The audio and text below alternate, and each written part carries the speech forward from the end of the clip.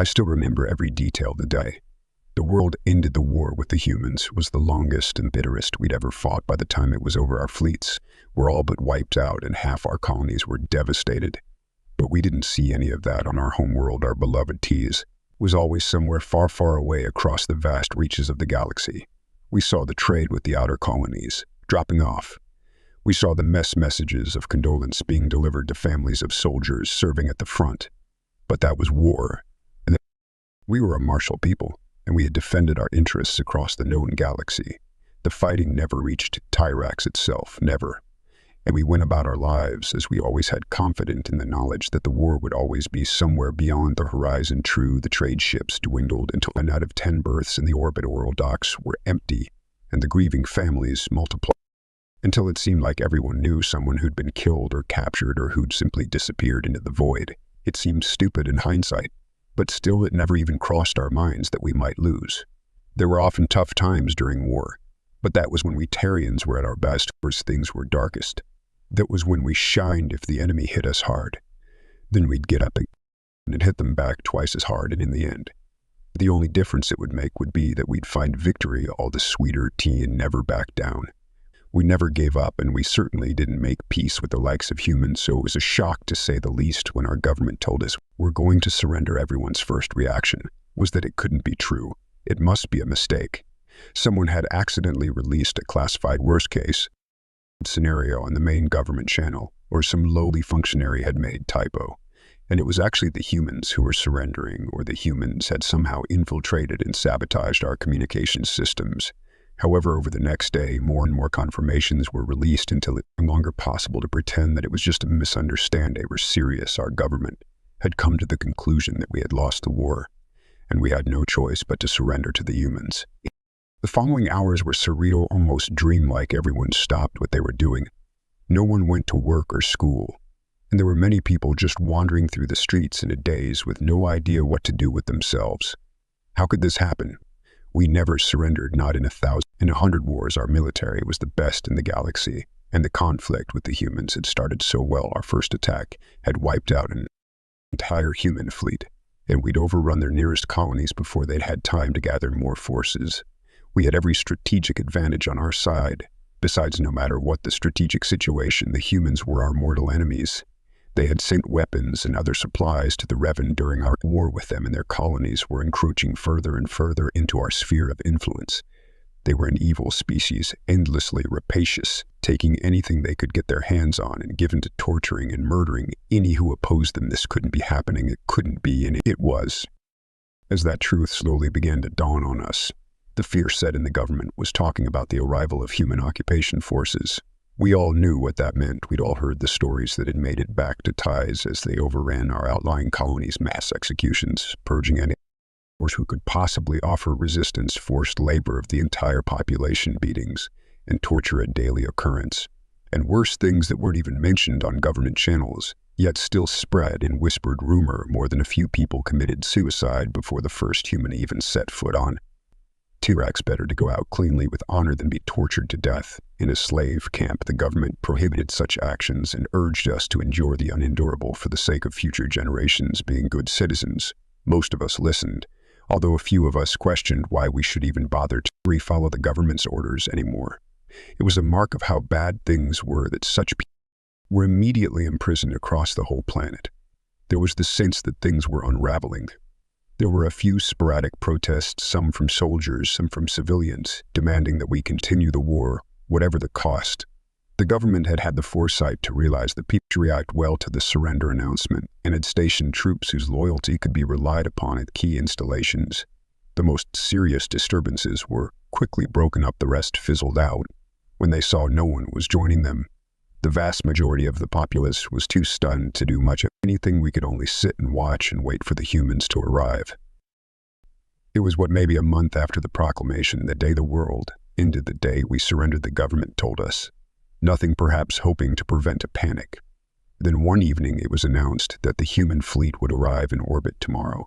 There was no panic, only rest. If this was the end, then we would meet it bravely, as Tishi always did. Many said goodbye to their friends and family.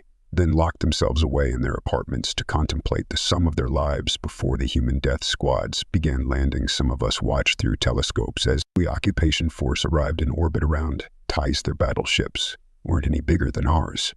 But by the ancients there were a lot of them. I counted more than double the number our largest fleet had fielded at the start of the war. And this was what the humans had after 4 years of fighting. I knew they still had other fleets too, scattered across Texian space, garrisoning captured worlds, and hunting down the last remnants of our once mighty military forces. At least now we knew how we had lost, although that did us little good at this point. The official surrender took place in the empty fighter bay of the human flagship and was broadcast live on every screen on Tees.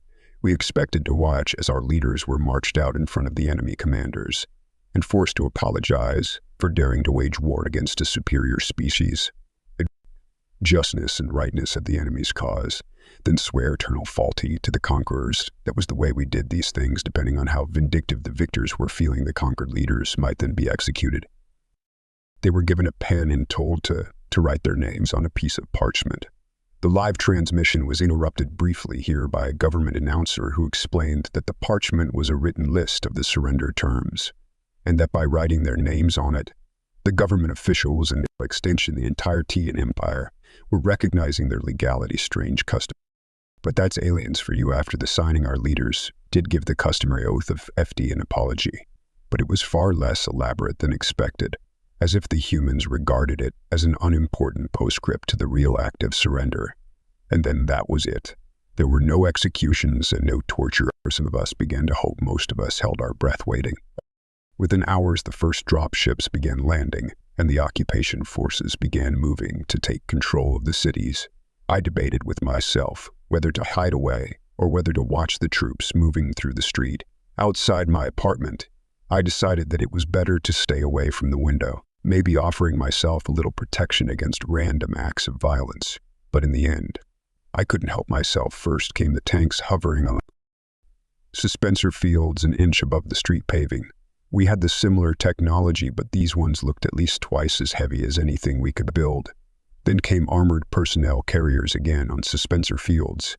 Then in the middle of the column marched the infantry, rank after rank after rank, powered armor fully enclosed, almost like walking tanks themselves. We only used powered exoskeletons. They were only strong enough to carry the weight of someone light body armor. I can remember every detail as vividly as if it were yesterday, down to the emblems on their shoulders. All this time, I had no idea what we were actually fighting, nor had my neighbors clearly, who I saw gawping from their windows just like me. If we had, we might have thought twice about starting a war with the humans. Although then again, before we were so confident that our military was the best in the galaxy, we wouldn't have hesitated to fight anyone. It was almost comforting in a way when I realized that we deserved this. We hadn't been betrayed or lost to a dirty trick or a twist of fate. We had simply been profoundly, overwhelmingly arrogant, overconfident in our own abilities, and totally ignorant of our enemies, a disastrous combination that inevitably led us to this fate, almost like one of the ancient parables about was about to die.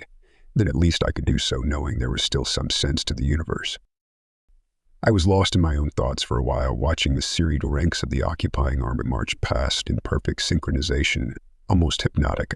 Apparently, I wasn't the only one. One of my neighbors must have been so preoccupied staring at the parade of alien soldiers that they weren't paying in their offspring, because to my horror, I saw a child, a very young infant still given to randomness, wander out from the atrium of a building opposite right into the path of the armored infantry. I have the clearest, most vivid memory of seeing her white dress catching the breeze as she came out of the lee of the building. I expected to see her get shot down as she approached the column, or at the very least crushed beneath the heavy metal boots of the marching infantry. Instead, one of the soldiers broke off from the column and picked the child up. You wouldn't believe anything that big and that powerful could be so delicate. But the child didn't even cry out as she was whisked to the ground and carried back under the building's portico. The armored soldier set her down on one of the benches, then got something out of a pouch and gave it to her with his back to me. I couldn't see what it was, but a moment later he was jogging back to retake his place in the column heavy suit, thundering on the paving so loud I could hear it with the window closed, and the child was watching him go, curious, but not afraid. Then she started eating from the small packet he'd given her. It was food. The human had given her food. A moment later, someone darted out from the atrium and snatched the child back inside, and the humans continued marching utterly unconcerned with us. That was my first inkling that this might not be the summit of our worst fears before the landing. I'd been debating with myself whether it would be better to be executed in the first wave of purges or live to see the oppression that followed. The lack of executions at the surrender ceremony had been a positive sign that the humans weren't planning on an outright genocide, but surely the enforcement of the occupation would be as harsh as it had been in the outer colonies. But the way one soldier treated one little girl, well, you couldn't always understand the motives of aliens, but at the very least, maybe it was worth living long enough to see how things turned out. Maybe having seen just how much they outclassed our forces, it was to start questioning what our government had told us. Maybe the information which had supposedly been reported from the occupied colonies wasn't reliable after all. As the sun set on surrender day, the day everything was supposed to end, I had only one thought going round and round in my head. Maybe we'd been wrong about the humans. The occupation forces took control of all the government buildings in my city and set up checkpoints on major traffic routes. I still had a job as far as I knew, and as a very minor government functionary, I would have to report to the local occupation overseers. I turned up to work the day after the surrender, having braved the security checkpoints, still not entirely sure I wasn't going to be arrested or executed on the spot. Instead, I was told by my line manager to go to my office and proceed with my work as normal and expect to be summoned to a briefing by the human official in charge of our department at some point during the day. Those were the most intense 5 hours of accounting and payroll I had ever done in my life. Shortly after midday, we were told to go to a meeting room on the 4th floor. I passed several human soldiers on my way in their less bulky light body armor. My hearts were racing, trying to determine if any of them looked like they were there to participate in a firing squad, along with around 24 of my colleagues. I took a seat in the meeting room and waited. After a few minutes, a human came in. He introduced himself as Doug. It took me a while to work out whether this was a title or a name. Either way, it was unpronounceable. He explained that he was now responsible for supervising all the clerical departments in our city's local government, and then launched into an explanation of the new formatting guidelines that we would be implementing to bring our work into line with the occupation government's standardization.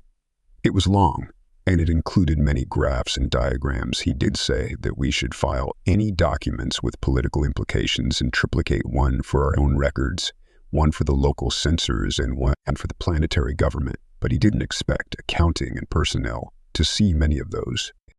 And for the time being, staffing levels would remain as they had been before, although that would be reviewed on a quarterly basis. He finished by saying that he was looking forward to having a productive working relationship with us, and that he hoped that together we would be able to rebuild back into a prosperous society. There wasn't any mention of governmental purges at all, and he didn't even bring up punishments for failure. I don't know when I started to relax. It wasn't immediate for a while. There was still a part of me that expected the humans to show their true brutal nature. There were no purges, no torture, no forced labor in his weeks. Then months passed. I realized there wasn't going to be. There were a few arrests and trials of people who had committed specific crimes against the humans during the war. And when the evidence presented during the trials was broadcast, we couldn't pretend they didn't deserve it. But the general reign of terror failed to materialize. It was surreal just how ordinary everything was. Surrender day was supposed to be the end, and it was just still going. I got to know Doug quite well. I was even able to pronounce his name after a couple of months. He was an amiable yet competent person, occasionally given to randomness, but with intolerable limits for an alien, and he showed me more consideration than my Tixian managers ever had. As far as I could see, most of the humans in the occupation government were like him, and after a while of working together, I would even say I was friends with some of them. One day, I realized what I had already known on some level. For a while, the surrender hadn't been the end.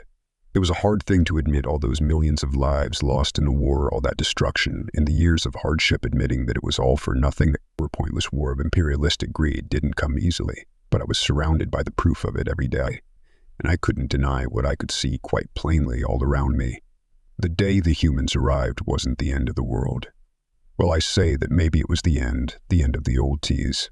But there would be a new one in its place, and maybe working with the humans we could make it a better one.